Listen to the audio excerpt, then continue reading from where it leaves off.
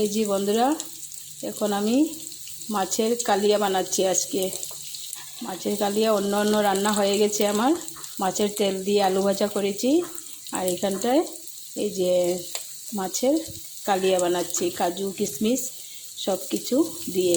তোমরা তো জানোই মশলা কী কী লাগে, আর কি বলবো নতুন করে। আর এখানটায় মাছটা ভেজে রেখে দিয়েছি, আর দই একটুখানি দেবো, বেশি দেবো না। আর এই যে গরম জল বসিয়ে দিয়েছি, এখন ঝোল দেব। এখন আমি ঝোলটা দিয়ে দেব।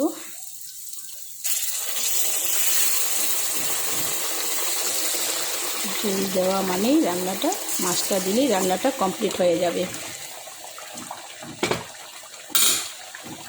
আর ছেলে মাছের কালিয়া খেতে ভীষণ পছন্দ করে, তাই আজকে মাছের কালিয়াটাই বানিয়ে নিলাম।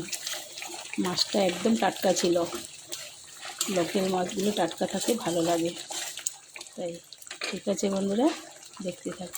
এখন আমি দইটাও দিয়ে দেব। অলরেডি সব কিছু দেওয়া হয়েই গেছে, আমার মশলা সম্পূর্ণ রান্না বলতে গেলে কমপ্লিটই হয়ে গেছে। এই যে কালিয়ার মশলাটা একটু ঘন ঘন হলে বেশ ভালো লাগে খেতে। এই যে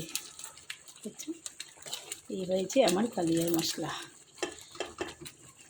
এখন আমি মাছটা দিয়ে দেব। গরম জল দিয়েছি তো, তাই একটুখানি জাল হয়ে গেলেই মাছটা দিয়ে দেব। এই যে এখন মাছ সব কটা একসঙ্গে দিয়ে দেব। সব দিয়ে দিলাম।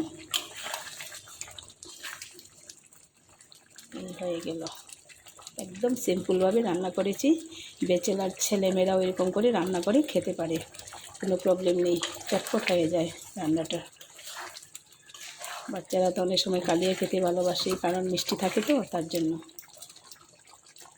এই যে হয়ে গেল।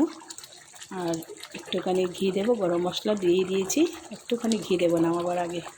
দেখতে পাচ্ছ ফ্রেন্ড, আমার রান্না প্রায় কমপ্লিট হয়ে গেছে। এখন একটুখানি ঘি দেব, আর একটু দেবো। ঘি দিলে কালিয়াতে খুব ভালো লাগে খেতে, কালিয়ার ফ্লেভারটা খুব জমে ওঠে। তাই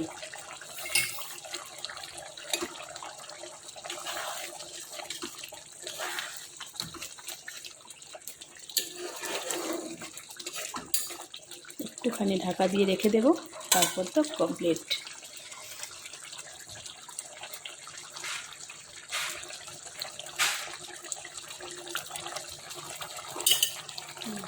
ঢাকা দিয়ে রেখে দিলাম, রান্না কমপ্লিট হয়ে গেল।